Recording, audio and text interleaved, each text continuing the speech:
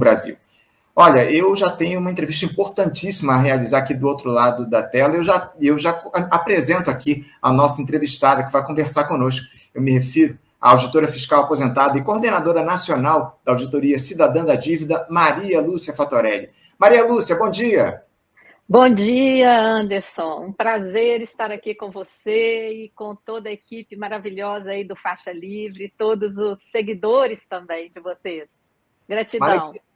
Uma alegria enorme, mais uma vez, contar com a sua participação aqui no nosso programa, Maria Lúcia. Muito obrigado por você se dispor a dialogar conosco aqui a respeito dos temas que estão colocados em relação à economia aqui no nosso país, porque algo que repercutiu fortemente no país nesses últimos dias, Maria Lúcia, foi aquela reação do mercado, as declarações do presidente eleito Lula criticando o arcabouço fiscal existente no país, capitaneado por esse indecente teto de gastos. Ao assumir o seu compromisso aí com os programas de transferência de renda, o Lula, exaltando a necessidade de uma medida que abra espaço no orçamento público para ampliação do Auxílio Brasil, que voltará a se chamar Bolsa Família no ano que vem, também para a recomposição de recursos para merenda escolar, para o programa Farmácia Popular, enfim. A Bolsa caiu, o dólar disparou, mas bastou um dia para tudo se acalmar novamente, Maria Lúcia. Parece que o receituário, inclusive, é sempre o mesmo. Há motivos para esse nervosismo por parte da turma do andar de cima, Maria Lúcia? Não, Anderson, não há motivo para isso. Nós, inclusive, da Auditoria Cidadã, chamamos aquela reação do mercado, que foi muito forte, né? Foi a maior alta do dólar em um único dia, assim, há tempos. Nós chamamos aquilo de chilique. Foi um chilique, entendeu? Foi um negócio assim. Isso só desmoraliza cada vez mais esse mercado e mais, né, Anderson? Denuncia. Que mercado é esse? Aqui no Brasil, a atividade bancária é altamente concentrada. São pouquíssimos que detêm a maioria do controle sobre o sistema bancário, sobre a Bolsa, que aqui no Brasil, essa B3, nem bolsa é. Olha lá no site deles. É uma instituição financeira, é uma central de custódia, uma vergonha, entendeu? E fazem esse barulho todo por conta de uma declaração óbvia. O que está acontecendo no Brasil?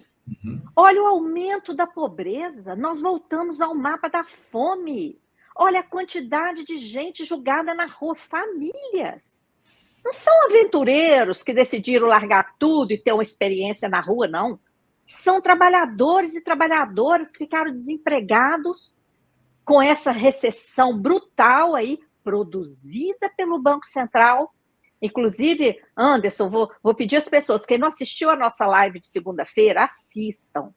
Está lá no canal da Auditoria Cidadã, nós analisamos uma declaração, uma matéria que saiu sobre uma declaração do atual presidente do Banco Central, de quase um ano atrás, quando ele colocou: você tem que colocar o país em recessão para gerar credibilidade. Olha o que ele falou.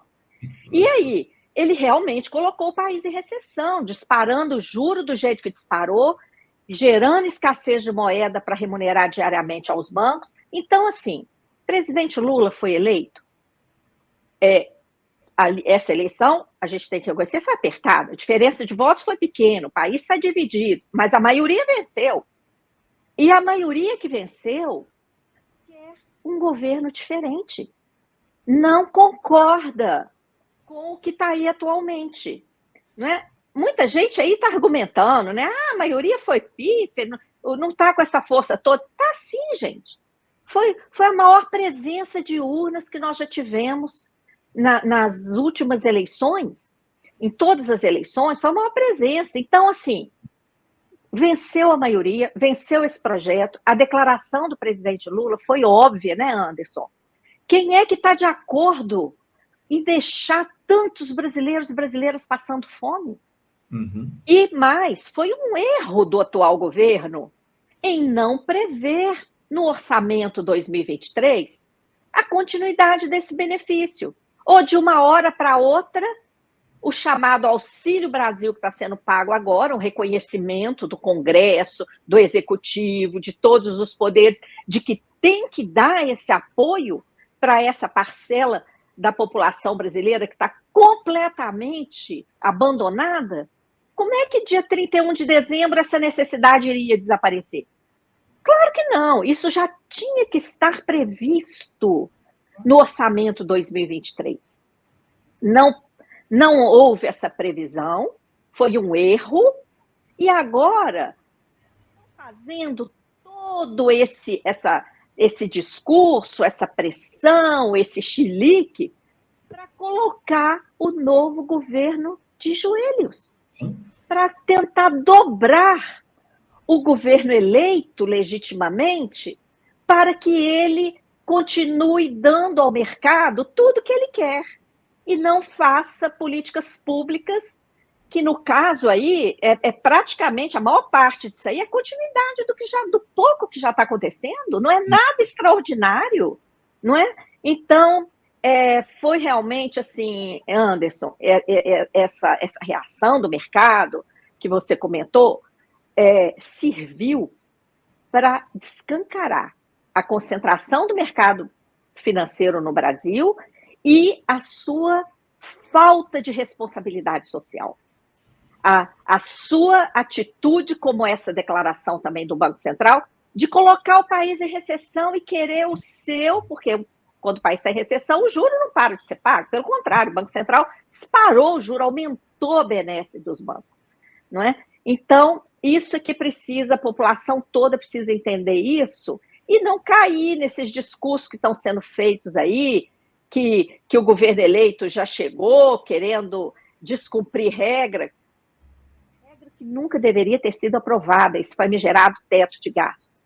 Né? Nesse ponto, a Auditoria Cidadã, na época lá da discussão da PEC, do teto, que no Senado teve o número 55, a Auditoria Cidadã protocolou uma denúncia ao Senado, prevendo exatamente isso aí que está acontecendo. Nós temos dinheiro em caixa, temos tido recorde de arrecadação, apesar da recessão, nós temos tido recordes de arrecadação, sim, e está faltando dinheiro para a saúde, para a educação, para assistência, e está indo tudo para aumentar o pagamento de juros, porque o teto não atingiu o gasto com juros. Uhum. Né? Nós denunciamos isso lá atrás, e esse teto tem que ser revogado. Não, sem dúvida alguma, Maria Lúcia, é uma vergonha esse teto de gastos, a gente já comenta aqui há muito tempo, inclusive trata com você aqui no Faixa Livre já há bastante tempo, em relação a esse crime que é o teto de gastos, essa austeridade fiscal, essas âncoras fiscais que são criadas aqui no país e que, evidentemente, só atingem os investimentos públicos para a população mais pobre, para as classes menos abastadas da nossa população. Infelizmente, como você muito bem coloca, os juros aí da dívida não são atingidos aí, não há um teto para os juros, né? Essa é uma questão aí que a gente tem colocado ao longo dos últimos tempos. Mas eu queria aproveitar que você falou na tua resposta a respeito desse mercado. Quem é esse tal mercado aí que sempre se ressente, Maria Lúcia, quando a gente fala em responsabilidade social? E qual é o papel que esse pessoal tem na economia do país, no dia a dia do povo pobre, Maria Lúcia? Olha, Anderson, aqui no Brasil, o mercado financeiro, ele é super concentrado. Nós temos aí pouquíssimos bancos no Brasil que controlam toda a atividade bancária, não é? E as subsidiárias desses bancos, não é? As outras instituições financeiras ligadas a esses bancos, as fintechs, etc. O mercado é composto, no mundo todo, das elites financeiras e grandes corporações, tá? Só que lá fora a coisa é mais dispersa. Então, esse tipo de reação do mercado, ele não é assim, como isso aqui no Brasil, o presidente Lula deu uma declaração, horas depois o dólar já disparou, a bolsa já caiu, por quê? Aqui no Brasil isso está na mão de praticamente cinco instituições. Lá fora não, tem bem mais, mas ainda assim, no mundo todo, esse mercado ele é altamente conectado. Isso já foi, inclusive, provado num estudo publicado aí há anos por pesquisadores da Universidade da Suíça. Se vocês procurarem na internet com o nome de Batiston, 2007, vão encontrar. Esse estudo está, inclusive, resumido no livro Auditoria Cidadã da Dívida, Experiências e Métodos, cujo PDF é gratuito, está livre na página da Auditoria Cidadã, vocês podem acessar lá. Aquele estudo mostrou que, mundialmente, os grandes bancos é que controlam a maioria, a imensa maioria das grandes empresas de todas as áreas. Tá? Então, esse é o mercado. Agora, na questão financeira, o mercado tem uma cabeça, que é o BIS, que é o chamado Banco Central dos Bancos Centrais, mas é uma empresa privada. É uma empresa privada, fica lá na Suíça, comandada por bancos, e todos os bancos centrais são ligados e seguem, em maior ou menor grau, as determinações do BIS. Os países mais avançados, mais ricos, a China não dá a menor bola para o que o BIS fala. Tá? Não é à toa que ela está ultrapassando Estados Unidos aí em potência econômica. Mas o Brasil é subserviente a tal ponto de o presidente do Banco Central vai lá quase todo mês receber as ordens. E aqui, por exemplo, quando ele fala, se vangloria, o Brasil saiu na frente na alta do juro, é porque já estava planejado mundialmente que o BIS ia determinar aumento das taxas de juros para aumentar o ganho do setor financeiro, que já tem outra crise anunciada, e eles já querem garantir um ganho maior para essa turma. E aqui no Brasil, eu falei assim, não, você sai na frente. E o Brasil saiu na frente, mentindo para a população brasileira de que precisaria subir juro para conter a inflação. Uma inflação aqui no Brasil que é produzida pelo aumento dos combustíveis, pelo aumento do preço dos alimentos e o aumento do preço da energia, principalmente antes da privatização da Eletrobras. Disparar o preço da energia para incentivar a privatização. E aqui no Brasil, então, Anderson, o mercado ele é comandado, inclusive, pelo Banco Central. O Banco Central joga do lado dos bancos, em vez de ser uma instituição a serviço do país.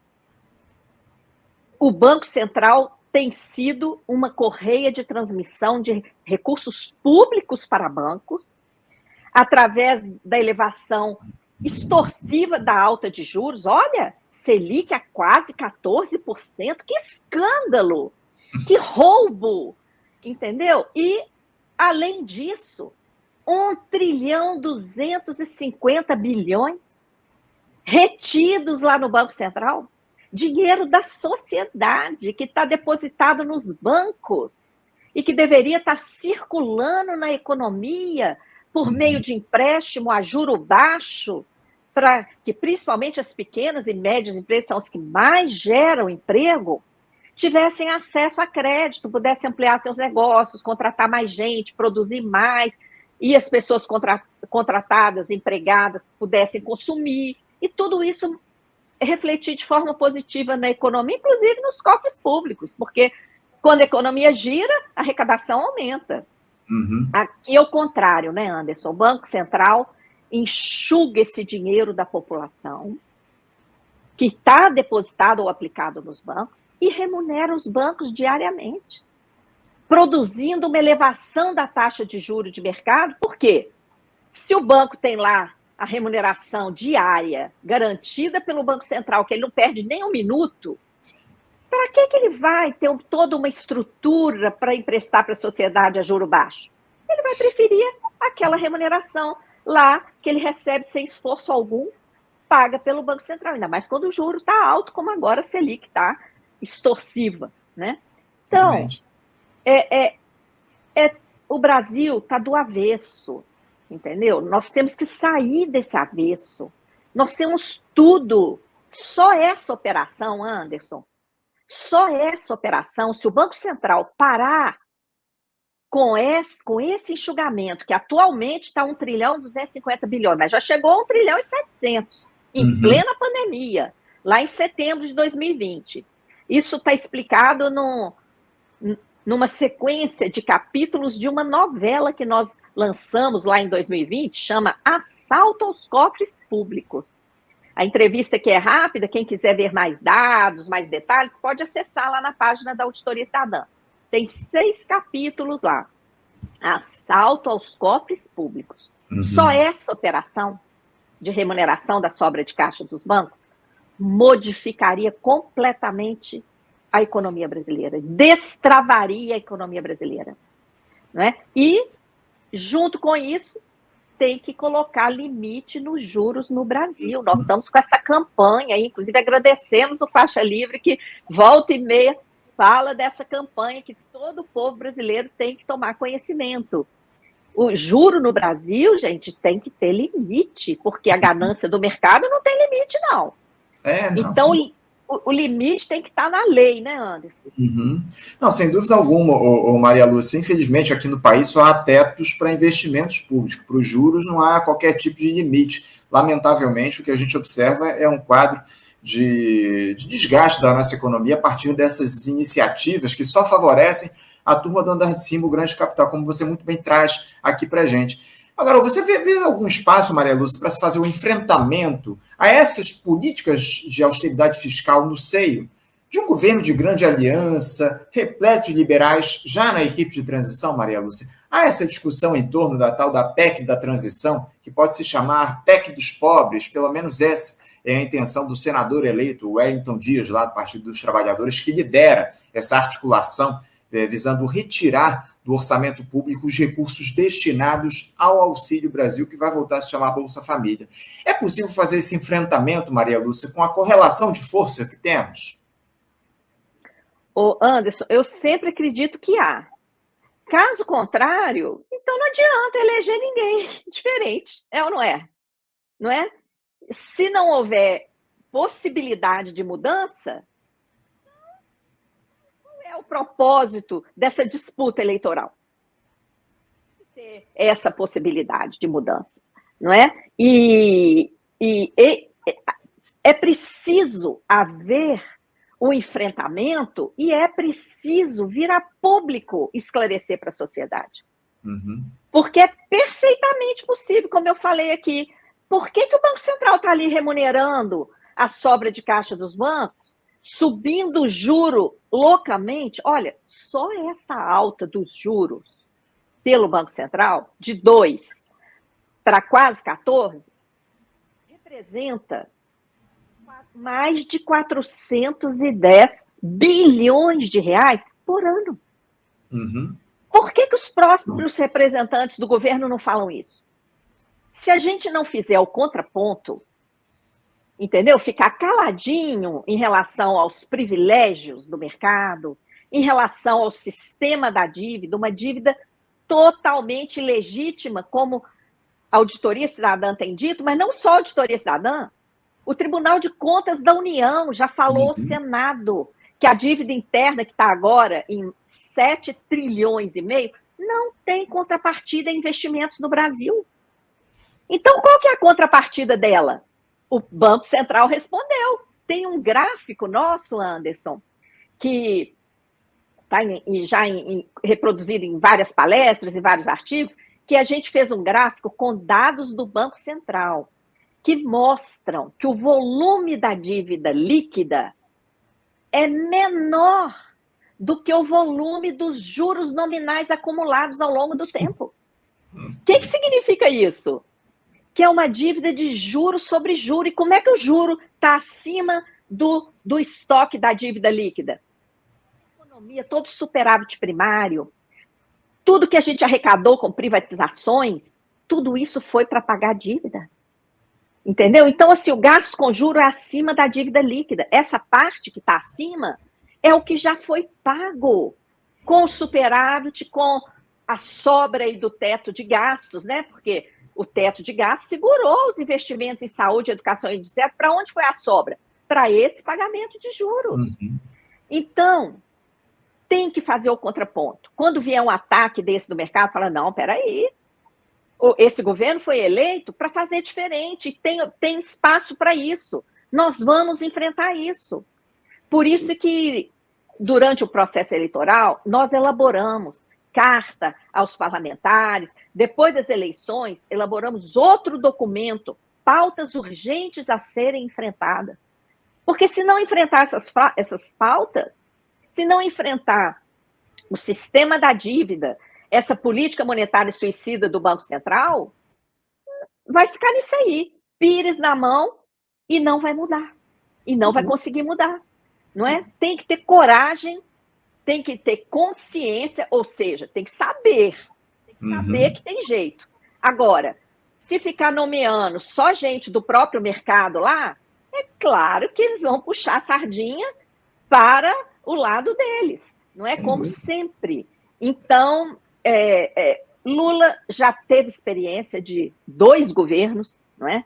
Então, com certeza, ele vai buscar enfrentar isso, e todos nós esperamos que realmente enfrente, porque todo mundo quer uma mudança, né? Está todo mundo muito insatisfeito com esse quadro de extrema escassez que tomou conta do Brasil e que está levando o nosso povo a um sofrimento desnecessário, um sofrimento brutal e desnecessário, né? E além de enterrar a nossa economia. O problema, Maria Lúcia, é evidente que é mais do que necessário fazer esse enfrentamento. A grande questão é se há interesse de fato em se fazer esse enfrentamento, em mostrar para a população quais são as questões de fundo que estão colocadas, né? E as sinalizações, Maria Lúcia, eu te confesso que não são lá das melhores, porque se por um lado o Lula ataca essas políticas de austeridade fiscal, enfim, defende esses programas de transferência de renda, por outro, não há um diálogo a respeito da necessidade de se revogar a reforma trabalhista, uma série de outras medidas que foram colocadas a partir do golpe que a gente teve em 2016. Por exemplo, a gente teve um episódio aí recente que nos preocupa demais, essa carona que o Lula pegou lá com um empresário da área de saúde para a COP27, lá no Egito, enfim, ele muito bem poderia ter ou pedido um avião da FAB ao governo federal e muito provavelmente haveria a negação a partir do Jair Bolsonaro de ceder um avião para que o Lula fosse lá ao Egito participar da COP27, mas ele poderia muito bem ter pego um voo de carreira para acompanhar lá as discussões da Conferência do Clima no Egito. Ele pegou o carona aí com um empresário, um alto empresário do ramo da saúde privada. As sinalizações não são as melhores que têm sido dadas ao longo desses últimos tempos. E essa disputa que está colocada, Maria Lúcia, acima de tudo, tem que ter protagonismo dos movimentos populares, dos movimentos sociais aqui no país, fazendo essa pressão em relação ao próximo governo no que está colocado. Eu acho que a grande questão é essa, se haverá mobilização popular e se haverá, acima de tudo, Maria Lúcia, interesse do novo governo em fazer essa discussão, essa disputa que se coloca aqui no nosso país em relação a esse protagonismo do grande capital nos últimos anos, né, Maria Lúcia? Sim, olha, Anderson, há 20 anos atrás, eu li um artigo sobre eleições na Europa, que lá há 20 anos a direita estava vencendo, e uma análise importantíssima, saiu até publicada aqui no Brasil, no IHU, há quase 20 anos, em 2003, saiu publicada. E uma análise que era feita naquela época vinha exatamente no sentido, por que o povo europeu, o povo tão esclarecido, né? Porque na Europa não tem analfabetismo, o povo é muito culto, muito esclarecido, todo mundo lê muito. Por que o povo europeu, tão culto, está votando na extrema-direita? E a análise que era feita naquela época pelo cientista político, autor do artigo, era que, assim, eles tinham feito eleições lá do Tony Blair, de outros, em outros países da época, que eram mais à esquerda, e viram que não mudou nada. Então, eles viram, na análise que aquele cientista político fez, é que aquela falta de coerência da esquerda com as pautas progressivas, as pautas que realmente colocam o ser humano acima dos interesses do mercado financeiro, aquela atitude que vem a público debater, que realmente dá força à sociedade civil organizada, aquilo não foi visto em governos de esquerda lá. E qual foi o resultado? A população chegou à conclusão que não fazia diferença votar num ou no outro. Olha, aqui no Brasil, houve muitas decepções nos outros governos que a gente viu, mas naquela época, falava, é a primeira vez que um governo assim chega, tal. Agora não é a primeira vez, não. Agora já tem experiência e a gente espera que enfrente. Por quê? O resultado de um governo assim que sai colocando pano quente, sai dando desculpinha daqui, desculpinha dali, é uma desmobilização geral, é uma descrença geral, é uma desesperança geral. E isso é a pior coisa que pode acontecer.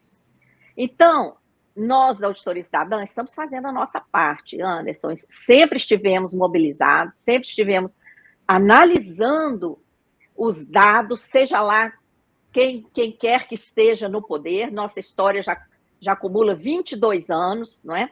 Da outra vez, nos governos petistas, nós analisamos, fizemos críticas em vários momentos, não é? E sofremos muito com isso. Muita gente falava, o que é isso? Vocês querem derrubar o governo? A gente falava, ao contrário. O mercado financeiro é que tenta dobrar o governo, ajoelhar, colocar o governo ajoelhado para atender os seus interesses. Se a sociedade civil não fizer a sua pressão para que o governo não se ajoelhe, está tudo perdido. Então, você falou da mobilização, Anderson, há uma tendência de movimentos que lutaram muito para que houvesse uma virada, nas eleições. Há uma tendência de achar que o governo assumiu seria o nosso governo. Não é o nosso governo. Como você muito bem falou, é um governo de várias alianças adversas. Então, nós temos que nos manter mobilizados. Nós temos que todo dia estar falando para o governo, não se ajoelhe, não se dobre. É possível, sim, fazer muita coisa. Temos 5 trilhões em caixa, guardados para o rentismo. Sim. Uma política econômica, um modelo econômico completamente equivocado, que prioriza o grande agronegócio de exportação, que não está nem aí para a fome do povo brasileiro, que prioriza essa política monetária suicida do Banco Central, que tem que ser denunciada. Não tem cabimento esse gasto abusivo com juros e ninguém fala nada. O que é isso? Não é? Então, nós temos que enfrentar essas pautas, temos que estar lá no documento, podem acessar lá na página da Auditoria Cidadã. Pautas urgentes a serem enfrentadas, não é? Se vocês colocarem lá na busca pautas urgentes, vocês já vão achar o documento. Nós listamos lá vários itens que todos os eleitos, não só presidente da República, os eleitos para o Senado, para a Câmara, para os governos estaduais, para as assembleias legislativas dos estados, do DF, têm que enfrentar essas pautas urgentes. Né? E temos que ganhar força de mais movimentos sociais falando isso. Se ficar só a Auditoria Cidadã falando isso, fica parecendo que é uma coisa assim, que é uma bandeira nossa. E não é uma bandeira nossa, gente, é uma bandeira da sociedade brasileira, da economia brasileira. E nós temos que derrubar esse mito, né, de que falar de economia é coisa só para especialista. Não é, não. A vida do povo está sendo afetada por essas políticas e a gente tem procurado exatamente colocar isso de uma forma mais didática, mais simples, para que todas as pessoas compreendam o absurdo dessas políticas que podem e devem ser enfrentadas. É plenamente possível que sejam enfrentadas para que a gente mude de fato, né, esse triste cenário de escassez que está aí. Não é isso. Não, acima de tudo, com mobilização popular, como a gente muito bem colocou, Maria Lúcia. Agora, para a gente encerrar aqui o nosso papo, diante dessas discussões aí que estão colocadas, Maria Lúcia, a equipe técnica do Tesouro Nacional, que é um órgão ligado ao Ministério da Economia, propôs algumas alternativas, aí, na verdade, uma alternativa mais flexível, digamos assim, para substituir esse malfadado teto de gastos. A ideia seria permitir um crescimento real das despesas conforme o nível e a trajetória da dívida pública. Pela proposta, que valeria a partir de 2024, seria permitido um adicional único de 2% acima da inflação para reduzir a pressão sobre o custeio da máquina pública.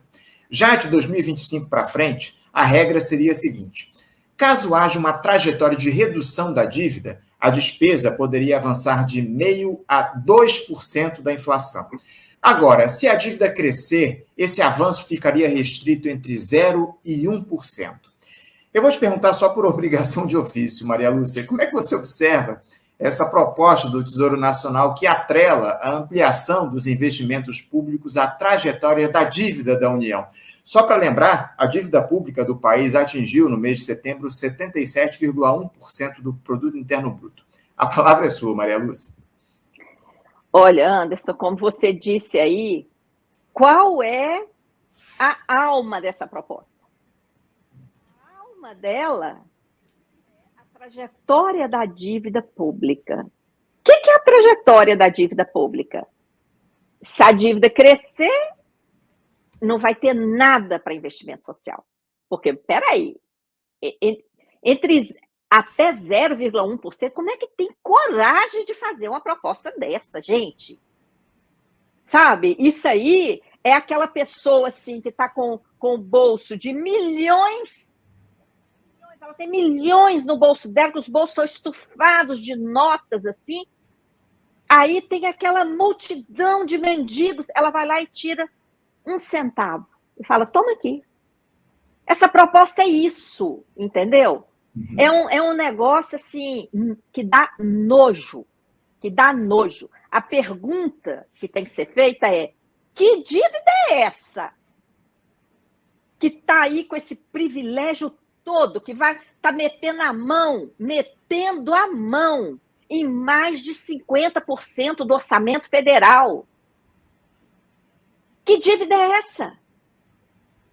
O Tribunal de Contas da União já falou. É uma dívida sem contrapartida financeira, é uma dívida sem contrapartida em investimentos. É uma dívida de juros sobre juros, é uma dívida, gente, criada para alimentar os mecanismos do que a gente chama de sistema da dívida. Não é dívida. Dívida, gente, é quando a gente recebe o dinheiro para aplicar em investimentos. Se a dívida fosse isso, não teria o menor problema, porque o investimento, ele se paga.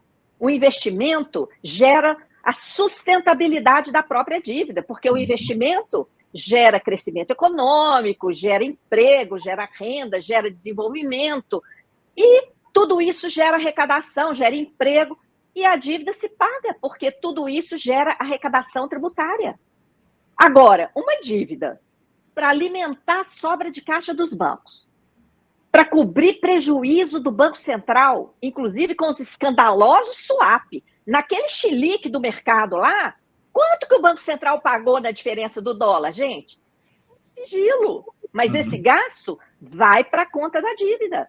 É isso. Prejuízos enormes do Banco Central. Em um ano, lá em 2016, Anderson, quando o Banco Central estava fabricando a crise, estava no auge da fabricação daquela crise, que derrubou o PIB brasileiro em 7%. Isso não é pouca coisa, não, gente. É maior do que a queda do PIB durante a pandemia. Isso. Derrubaram a economia em 7%. O Banco Central é responsável por isso. E isso aí patinou o impeachment da Dilma, porque se a economia tivesse indo bem, não teriam conseguido derrubá-la.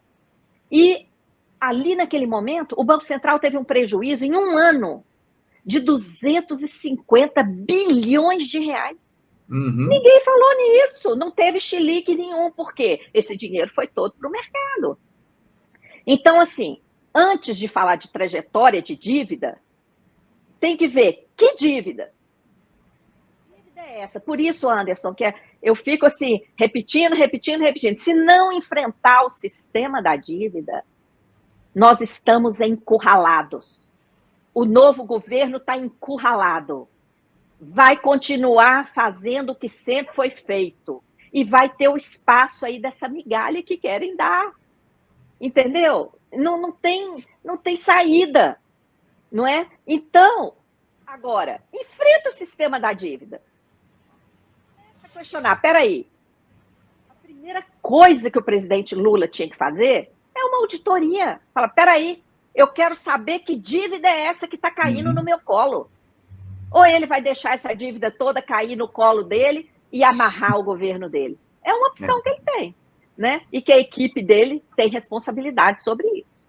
Não tenha dúvida.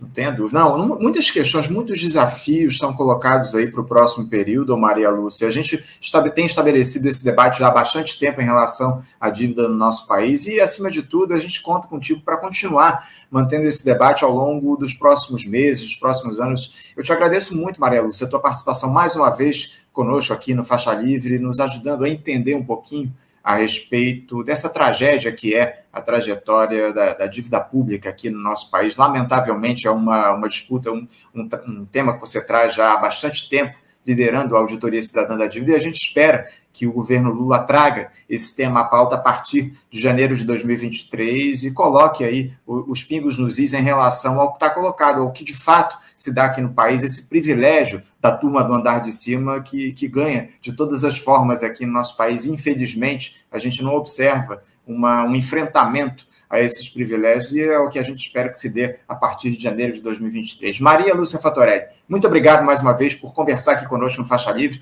Eu te desejo um bom dia e deixo um grande abraço.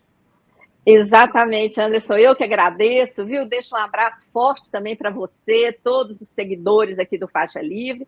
E convido todos vocês para acessarem as redes sociais da Auditoria Cidadã, nos acompanhem e apoiem a campanha pelo limite do juro no Brasil, gente. Já virou projeto de lei, PLP 104/2022. Acessem lá a nossa página, tem enquete oficial da Câmara, tem carta com um clique para ser enviada para parlamentares da CFT. Participem. Forte abraço. Forte abraço, Maria Lúcia. Projeto importantíssimo esse que está em discussão, que vai começar a ser discutido lá na Câmara.